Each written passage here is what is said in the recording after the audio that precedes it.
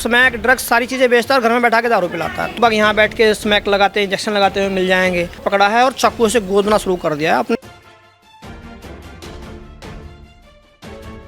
Police कानों में और आंखों पे पट्टी बांध के बैठी हुई है। एसएचओ साहब ने तो यहाँ तक कह दिया कि इस काम को छोड़ के सांसी के अलावा कोई और काम बताया जाए।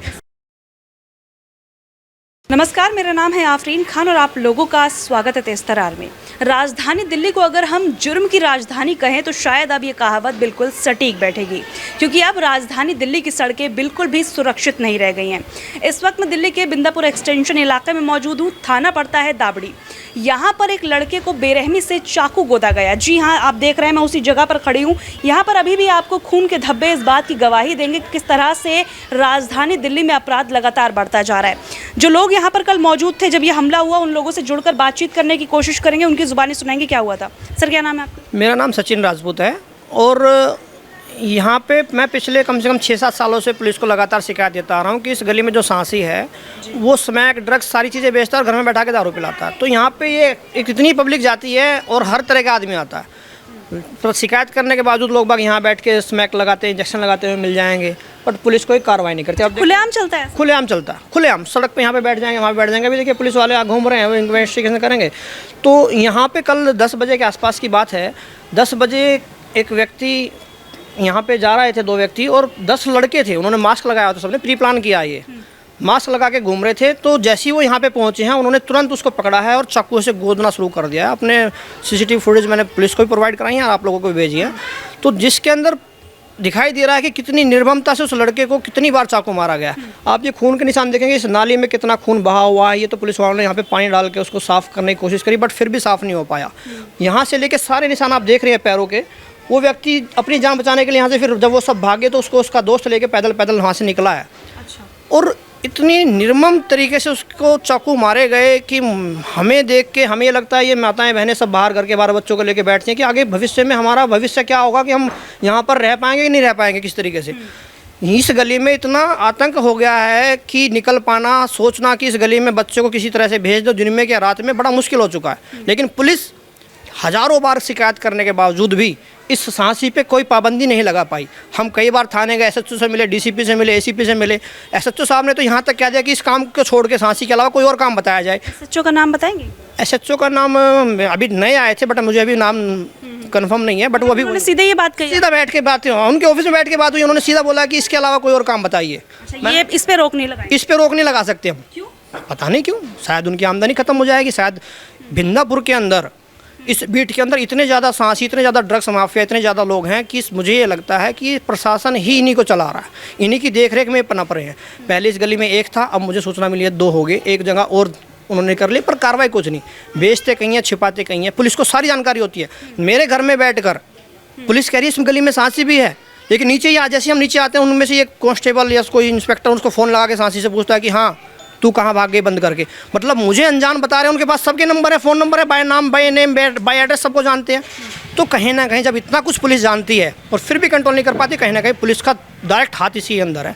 क्योंकि इनकी अवैध कमाई का जरिया ये सांसी है और लोगों की मौत का कारण ये पुलिस वालों में कहीं ना कहीं इनको बताऊँगा। क्योंकि आज उनके साथ हुआ, कल को मेरे साथ होगा, क्योंकि मैं तो बहुत बड़ा कंप्लेनर हूँ यहाँ का। और मैंने बहुत बार, मेरे को थेफ्ट भी आ चुका, मैंने पुलिस में कंप्लेंट कार्रवाई भी दी, लेकिन आज तक मैं इन्हीं लोगों के द्वारा खुलेआम धमकी कि तुम क्या कर लोगे, तेरा तो 1 मिनट में इंतजाम कर देंगे। अच्छा। तो मैडम स्थिति इतनी भयावह हो चुकी है, यहाँ पे लोगों का निकलना दुर्भर हो चुका है। यहाँ लोग कब किसकी जान पे आ पाता है, कोई गारंटी नहीं है। अच्छा, वो जो लड़का था अभी उसकी हालत कैसे, कुछ आइडिया है आपको? अभी उसकी हालत बहुत ज़्यादा सीरियस है। मुझे जो जानकारी मिली है, मैं कंफर्म जानकारी नहीं है मेरे पास, क्योंकि ये पुलिस डिपार्टमेंट का है, मेरा उसके परिवार से कोई लिंक नहीं है। जो मुझे लोगों से पता चला, उसको दीनदयाल लेके गए थे रात को यहाँ से, और उसकी स्थिति ठीक नहीं है। उसको काफ़ी ब्लडिंग, आप देख सकते हो कितना ब्लडिंग यहाँ पे हुई है, सारा ब्लड बहता हुआ गया है। उसको बहुत ज़्यादा इंजरी है। 2 लड़कों को चोट लगी थी, दूसरे को भी छोटी माइनर इंजरी है, बट उसको बहुत ज़्यादा इंजरी है। और ये रात को यहाँ पे 11:30 बजे करीब आपकी जो इन्वेस्टिगेशन टीम होती है दिल्ली पुलिस की, जो आपके सैंपल्स कलेक्ट करते हैं, वो भी आई थी। उन्होंने सबने मार्किंग की हुई है, आप देख सकते हैं। तो कहीं ना कहीं ये जो कांड हुआ है, बहुत डरावना कांड हुआ है। और ये दिल्ली के अंदर और बिंदापुर के अंदर ये और भव्य हो सकता है। क्या इससे पहले भी ऐसा कुछ हुआ है यहाँ? मारपीट बहुत बार। और पुलिस को पता है ये सब? पुलिस को पता है। मैंने खुद कंप्लेनर हूँ। मैंने सितंबर 2022 में बहुत ज़्यादा मारपीट हुई है। और लड़के थे उनमें से किसी की गिरफ्तारी की खबर मिली? अभी कोई खबर नहीं। पुलिस कानों में और आंखों पे पट्टी बांध के बैठी हुई है। पुलिस ने सीसीटीवी फुटेज निकलवाने की भी कोशिश नहीं की। मेरी फुटेज तो ली है, लेकिन उस सासी के सामने जहाँ कैमरे लगे उनसे कोई फुटेज नहीं लेता। तो ये लड़ाई किस चीज़ को लेकर हुई थी, कुछ आइडिया? लड़ाई मुझे तो सूचना मिली थी, मुझे कल परसों सूचना मिली थी शाम को कि किसी बात पे लेकर इनकी आपसी यहाँ मतभेद हुआ है सांसी के यहाँ पे, तो ये अक्सर होता रहता है। तो हमने भी उसको लाइट ले लिया कि तो रोज़ का काम है, यहाँ पे दारू पीते लड़ाई करते हैं।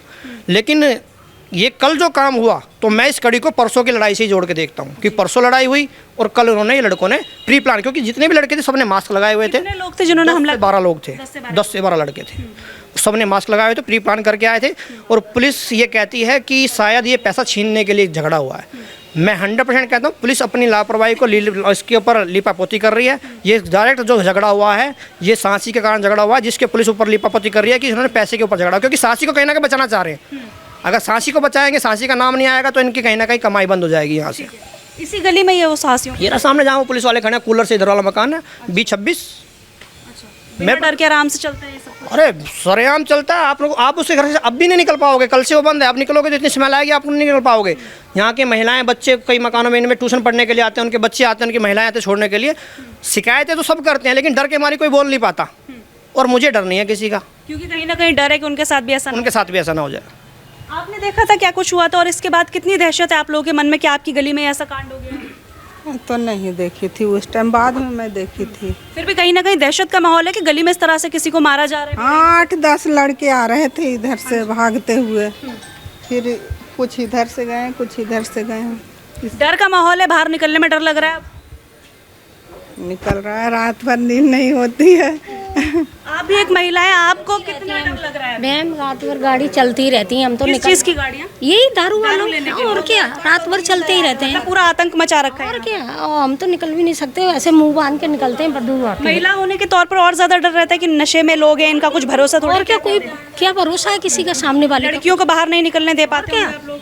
हमारी तो खैर नहीं निकल पाते हैं, हम तो दूध लेने जाते हैं तो ऐसे मुंह बंद साइड से करके, जाते ही नहीं हाँ जी, उधर से चले जाते हैं। खैर पर बच्चों का डर है, बच्चे खेलते हैं तो गाड़ी चलती रहती है हमेशा समय। दीनदयाल में भरती हैं। ठीक है, तो देखिए इस पूरी घटना का एक सीसीटीवी फुटेज भी अब हम आपको स्क्रीन पर दिखा रहे हैं, जिसे देखिए आप किस तरह से बेरहमी से इस लड़के के ऊपर चाकुओं से हमला किया जा रहा है। और कहीं ना कहीं ये वाकई में बिल्कुल शर्मनाक है, जिस तरह से लोग बता रहे हैं, दावा किया जा रहा है कि यहाँ पर बार बार कंप्लेंट्स देने के बाद भी इस पर कोई एक्शन तक नहीं होता। पहले आप सीसीटीवी फुटेज पर एक नज़र डालिए, उसकी आगे की जानकारी आपके साथ जल्द साझा करेंगे। मदर बता रही कि 10 पे 15 जो ये थे पहले वहाँ उस तरफ खड़े हुए थे, उस तरफ, और फिर यहाँ जो थे, और फिर यहाँ पे वहाँ प्लास्टिक की बोतल पड़ी है, आप देखो। वही शराब की बोतल, देसी दारू। हाँ वही होगा शायद, वही है। यहाँ पे इंजेक्शन, यहाँ पे ड्रग्स के इंजेक्शन, उनके रिफिल्स वगैरह दुनिया भर के पड़े मिलते हैं नालियों पे। बहुत बार हमने वीडियो, मेरे पास फुटेज भी हैं, फोटो भी हैं, आपको एकदम प्रोवाइड करा दूंगा। इतने सारे, मतलब मेरे पास आपको 2016 से लेके अब तक के कम से कम मेरे पास 20 कंप्लेंट, 20 जाते हैं घरों में आप लोग यहाँ घुस जाते हैं, कई बार घुस चुके हैं मेरे पास में बहुत बार। हम बता रहे थे जिनको चाकू मारा, कितनी बार चाकुओं से वार किया होगा, कुछ आइडिया? मैंने जो फुटेज में, मैंने जो आइडिया जो मैंने देखा, कम से कम 15 से 20 बार चाकू जो मारा। दूसरे लड़के को भी चोटें लगी हैं, उसको भी 5 से 6 बार, उसे भी चाकू मारे? हाँ चाकू मारे, उसके सर पे भी मारे। बचाव करने आया था? नहीं, साथ थे दोनों, अच्छा, साथ ही। दोनों साथ थे। हाँ, तो दोनों को ही, उनको पहले से प्लान देंगे उनको, मास्क पहने हुए थे सबसे।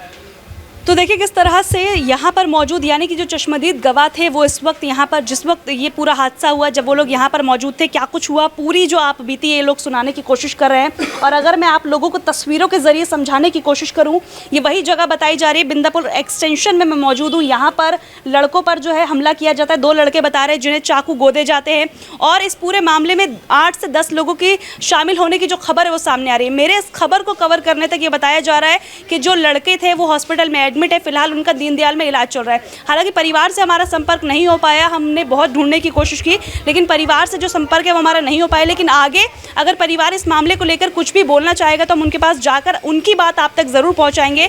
लेकिन इस मामले को लेकर आपकी क्या राय है? और जिस तरह से पुलिस प्रशासन पर यहाँ पर गंभीर आरोप लगे हैं कि उनको सब कुछ पता है कि यहाँ पर साहसी हैं, जिस तरह से शराब का सेवन कराया जाता है, ड्रग्स का सेवन कराया जाता है, इसको लेकर आपकी क्या राय है? हालांकि इसमें हमारी कोई भी पर्सनल राय मौजूद नहीं है, यहाँ पर और मौजूद लोगों का जो कुछ कहना है हमने वो आप तक पहुंचाया। पूरे मामले को लेकर आपकी जो भी राय हमारे साथ साझा करना बिल्कुल भी मत भूलिएगा। आज के लिए इतना ही, मुझे दीजिए इजाजत। दिल्ली से कैमरा पर्सन दीपक शर्मा के साथ मैं आफरीन खान। अगर आपको हमारी ये वीडियो पसंद आई हो तो इसे लाइक एंड शेयर करना बिल्कुल न भूलें।